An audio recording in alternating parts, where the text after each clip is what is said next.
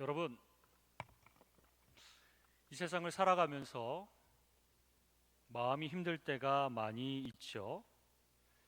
그래서 오늘 본문을 우리 그리스도인들은 참 좋아한다고 합니다. 수고하고 무거운 짐진 자들아, 다 내게로 오라. 내가 너희를 쉬게 하리라. 이 구절을 저도 좋아합니다. 그런데 사실 이 본문은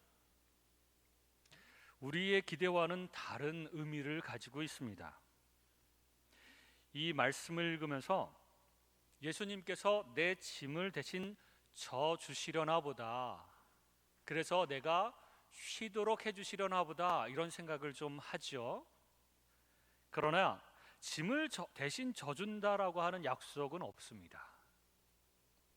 오히려 나의 멍에를 메고 나에게 배우라 그러면서 예수님의 짐을 하나 더 얹어주시는 것 같은 그런 말씀을 해주십니다. 이 말씀은 그래서 짐을 대신 져주겠다라는 말씀이 아니라 오히려 짐지는 법을 가르쳐 주겠다, 이런 말씀인 것이죠. 여러분, 멍에는 소가 밭을 갈기 위해 매는 쟁기와 연결되어 있고 소의 어깨에 걸쳐져 있는 것을 멍에라고 합니다. 그런데 경험이 없는 젊은 소는 밭을 가는데 똑바로 걸어가야 되는데 그렇게 걸어가지 않고 삐뚤삐뚤 가곤 합니다. 그래서 똑바로 가는 것을 훈련시키기 위해서 경험이 많은 어미소를 옆에 함께 묶어서 같이 그 쟁기를 끌도록 하는 것이죠. 그럴 때 어미소가 힘이 좋기 때문에 젊은 소는 멍에 매는 것이 조금은 가벼울 수 있습니다. 그렇게 한 걸음 한 걸음 똑바로 가는 것을 배우다가 나중에 점점 이 젊은 소가 힘이 세어지면 이 젊은 소도 힘을 내어서 멍에를 똑바로 잘 끌고 갈 수 있게 되는 것이죠. 예수님께서 말씀하시기를 내 멍에를 메고 나에게 배워라, 이렇게 말씀하십니다. 그러면 어떻게 되냐면 너희 마음이 쉼을 얻으리라, 이런 말씀을 해주시는 겁니다. 이 말은 짊어진 짐이 쉬워지는 게 아니라 마음의 쉼을 얻는 것입니다. 짐은 그대로인데 마음이 편해지고 마음이 쉼을 얻게 된다는 것이죠. 그리고 예수님께서 말씀하시기를 내 멍에는 쉽고 내 짐은 가볍다라고 말씀하십니다.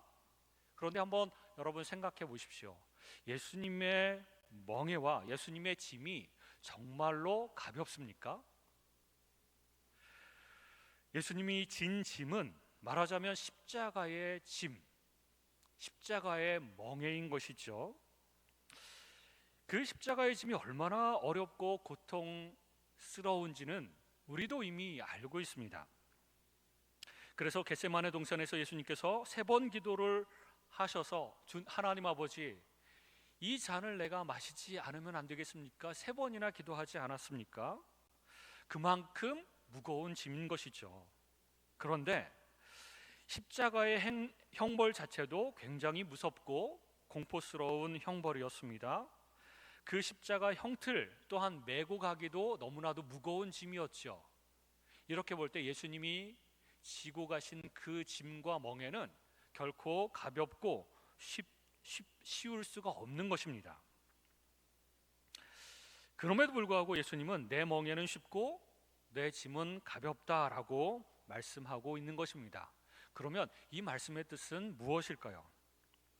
예수님의 말씀은 그 짐 자체에 관한 것이 아니라 짐을 지는 자세에 대해서, 그리고 짐을 지는 마음에 관해서 지금 말씀하고 있는 것입니다.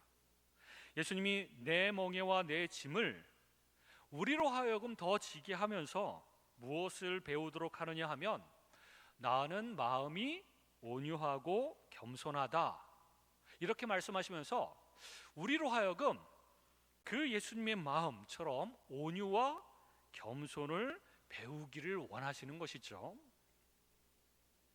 예수님은 그 자신이 스스로 진 짐에 대해서 억울해하지 않으셨습니다. 우리가 진 짐, 이 세상을 살아가면서 무겁게 끌고 가야만 하는 짐 중에서 가장 무겁고 힘들게 느끼는 것은 마음에 맺힌 억울함입니다. 억울함. 여러분들도 살면서 억울한 일을 많이 당해보지 않으셨습니까? 우리 사람들은요, 자식을 위해서 10만 원, 100만 원 정도 쓰는 것은 전혀 아깝지가 않습니다. 그런데 계산대에서 그 계산원의 실수로 10,000원 한 장만 손해봐도 억울합니다. 집에 왔더니 계산이 잘못돼 있어요. 그래서 내가 내야 할 돈보다 더 많이 냈을 경우에 잠을 이루지 못하는 거죠. 겨우 10,000원 더 냈을 뿐인데도 잠을 이루지 못합니다. 억울한 것이죠. 이 억울하다는 것은 사람들을 가장 힘들게 합니다. 그런데 억울하다는 마음은 왜 생기느냐 하면 내가 당할 일이 아닌데 당한다라는 생각 때문에 그렇습니다. 이게 당하지 않아도 될 일인데 너무나도 억울하게 당했다는 그 마음이 억울하다는 마음을 더 증폭시킵니다. 우리는 예수님을 믿으면 억울한 일이 삶에서 안 생길 것 같은데 사실은 예수님을 믿어도 세상에는 억울한 일이 참 많이 생깁니다.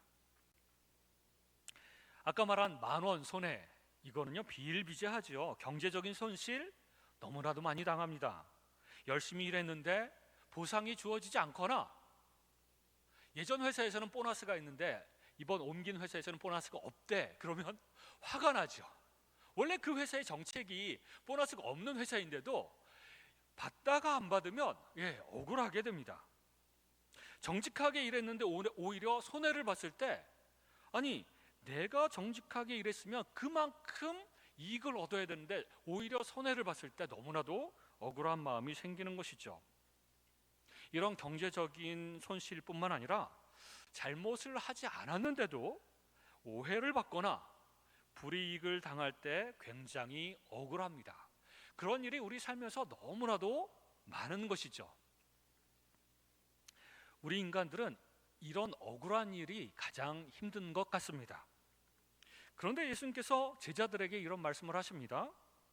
나를 인하여 너희를 욕하고 핍박하고 그리고 거짓으로 너희를 거스려 모든 악한 말을 할 때에는 너희에게 복이 있나니 기뻐하고 즐거워하라. 하늘에서 너희의 상이 큼이라. 말도 안 되는 얘기를 하고 계시는 것 같아요. 어떻게 억울한 일 당하고 욕하고 핍박하고 거짓말로 우리를 모함하고 그렇게 악한 말을 해서 악한 소문을, 나쁜 소문을 퍼뜨리고 내가 잘못도 안 했는데 사람들이 나를 거짓으로 모함하고 거짓된 소문들을 퍼뜨리고 나를 힘들게 하고 그러면 억울해해라 라고 하는 게 당연하지 않습니까? 그런데 예수님께서는 너희에게 복이 있나니 기뻐하고 즐거워하라.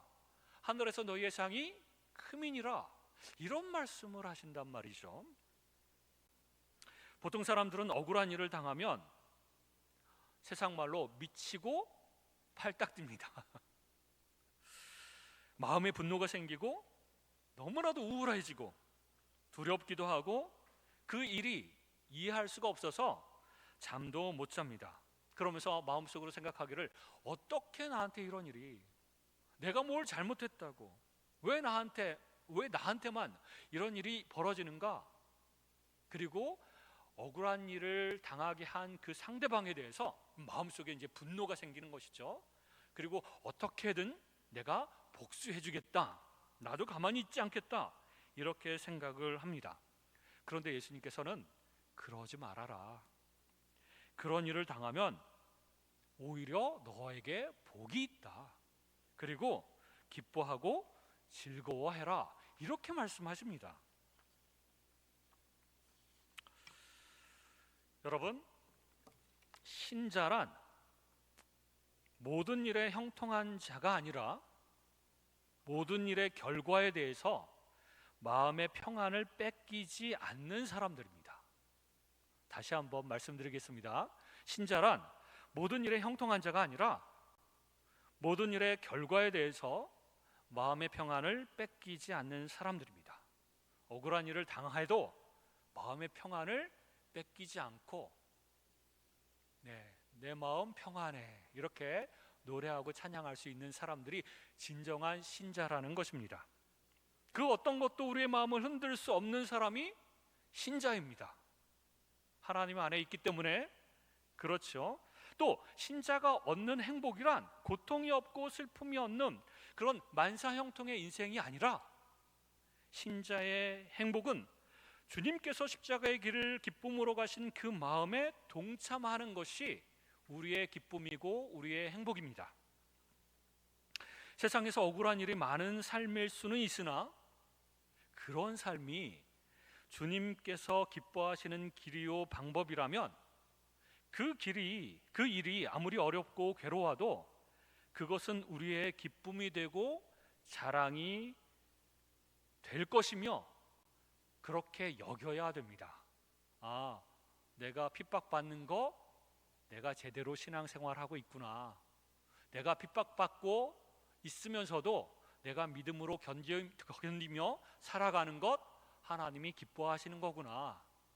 그리고 나중에는 하늘에서 상이 클 것이다 라고 여겨야 되는 것이죠. 라고 기쁨으로 그것이 내 마음의 행복이다 라고 삶을 그렇게 생각하면서 살아야 된다는 것입니다. 하나님께서 나의 삶에 허락하신 고난과 역경과 오해와 공격이니까 내가 감당하겠다 그러면서 믿음으로 가는 것. 예수님께서는 그 예수님이 지신 십자가의 길이 쉽고 가볍다고 했는데 진짜 물리적으로 쉽고 가볍다라고 하는 말이 아니라 그 길이 하나님 아버지께서 권하시는 길이고 기뻐하시는 길이기 때문에 그것을 감당하는 그 마음이 쉽고 가볍다라고 예수님께서 말씀하신 것이지, 진짜 물리적으로 쉽고 가볍기 때문에 우리에게 쉽고 가볍다라고 말씀하신 것이 아니라는 것이죠. 우리가 수고하고 무겁게 진 짐이 하나님께서 원하시는 십자가의 길이라고 하면 그것은 우리의 기쁨일 만정 한숨과 절망거리일 수는 없다는 겁니다. 하나님께서 우리와 함께 하시고 그것을 통해서 하나님께서 우리를 기뻐 받으시며 인정하시고 나중에는 하늘에서 크게 칭찬하시고 위로하실 것이기 때문에 그렇습니다. 그래서 사도행전 5장 41절에 보면 사도들은 주님의 이름을 위하여 능욕받는 일에 합당한 자로 여김 받는 것을 기뻐하였다라고 기록하고 있습니다. 사도들은 핍박받고 고통을 느끼고 능욕을 받고 주님의 이름을 위해서 그렇게 당하는 모든 것을 기뻐했다라고 기록한 것이죠. 채찍과 수모와 능욕과 이런 것들이 오히려 그들의 자랑이 되었던 것입니다. 그래서 생각을 바꿔야 됩니다. 고통이 오면 억울하다, 힘들다 라고 생각하는 것이 아니라 나에게 주어진 이 짐 기쁘게 감당하겠다. 그리고 이렇게 믿음으로 올바른 마음의 태도로 기쁘게 감당할 때 하나님께서 기뻐하시고 하나님께서 나를 자랑스러워하시고 그리고 결국에는 하늘에서 큰 상을 주시고 칭찬해 주실 것이다. 이렇게 생각을 바꿔야 됩니다. 하나님, 이 고통과 이 어려운 억울한 일들 없애주십시오 라고 하는 것이 아니라, 하나님, 내가 그 억울한 일을 당할 때에 내 마음을 변화시켜 주시고 내 생각을 변화시켜 주시고 내 태도를 변화시켜 주셔서 그것을 마땅히 감당할 자로 서게 하여 주옵소서. 그 삶을 살아가게 해 주십시오 라고 마음만 바꿀 수만 있다면 우리의 마음이 쉼을 누리게 될 수 있다는 겁니다. 예수님께서 내가 너희를 쉬게 하리라 라고 말씀하셨는데 어떻게 그럴 수 있는가? 두 가지로 말씀드리겠습니다. 첫 번째는 수고하고 무거운 짐짐자들아 다 내게로 오라.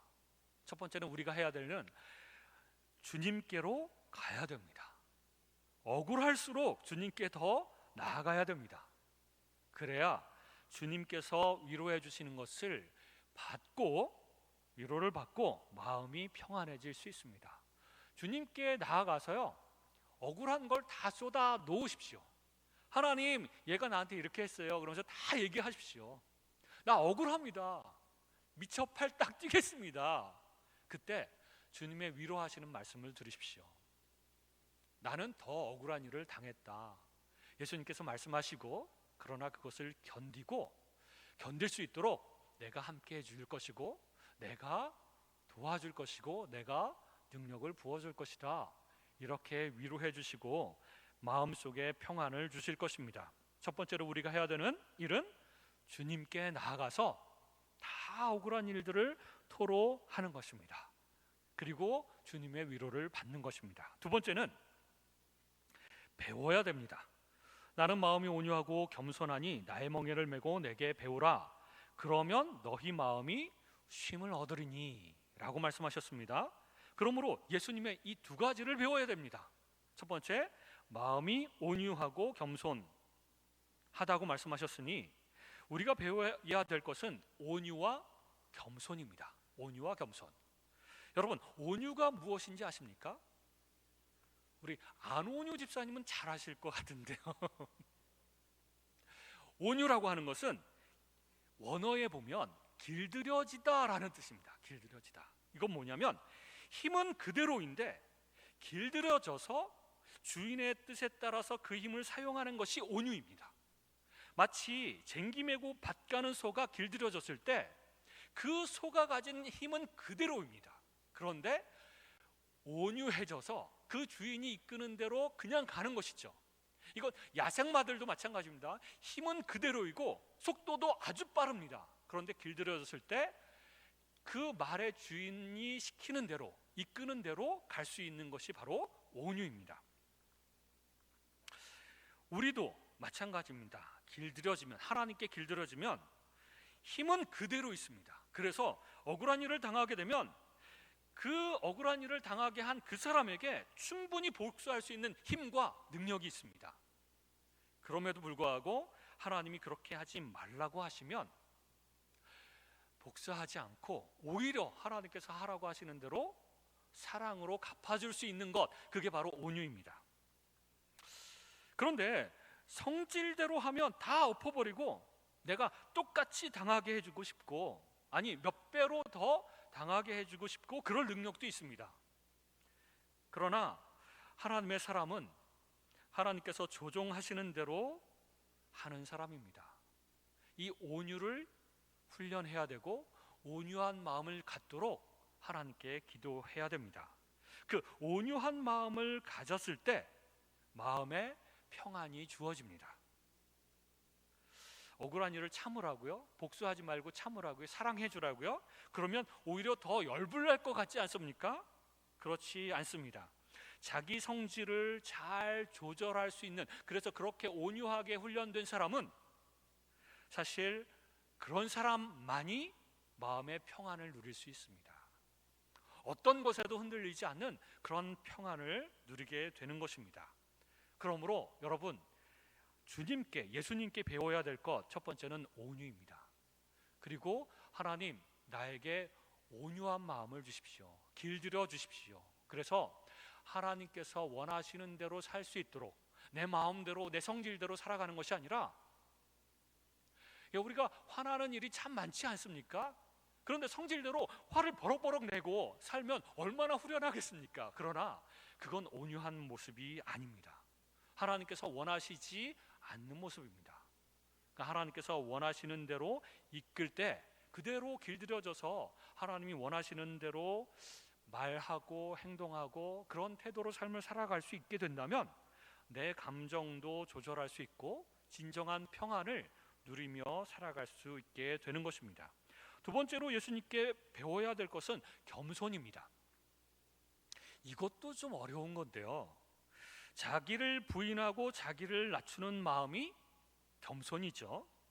마태복음 16장 24절에 보면 예수님께서 제자들에게 이르시되 아무든지 나를 따라오려거든 자기를 부인하고 자기 십자가를 지고 나를 좇을 것이니라 라고 말씀하셨습니다. 자기를 부인하는 것이 필요하고 부인이 돼야 낮출 수 있습니다. 겸손하게 낮출 수 있습니다. 그 마음을. 모든 일에 억울해할 필요가 없습니다. 오히려 우리는 당할 일을 당하는 것이라고 생각하면 마음이 편해집니다. 그 계산원이 잘못해서 10,000원 손해를 끼치면 아니 내가 당할 일이 아닌데 당했다라고 억울해하지 말고 저 사람이 사람이니까 그럴 수 있어, 잘못하고 실수할 수 있어, 이렇게 인정하고 또 나도 그런 일을 당할 수 있는 사람이야, 나라고 뭐 특권이 있는 사람이거나 특별한 그런 일을 그런 대접을 받는 사람이라고 생각해서는 안 되는 것이죠. 그렇게 되면 마음이 좀 더 편하게 됩니다. 자기는 특권을 누려야 한다고 생각하는데 푸대접을 받으면 억울하고 화가 납니다. 어떻게 당신이 나한테, 내가 누군지 알아? 내가 이런 대접을 받을 사람이 아니야, 이렇게 마음속으로 생각을 하게 되면 조그마한 푸대접이나 조그마한 부당한 일도 너무너무 화가 나는 것이죠. 하지만 나는 그런 대접을 받아도 될 사람이야, 이런 생각 한 번도 안 해보셨죠? 보통 사람들이 이런 생각을 안 합니다. 나는 그런 대접을 받을 사람이 아니야 라고 생각을 하죠. 그런데 사실 가만히 들여다보면 우리는 사실 하나님을 대적하였던 죄인으로서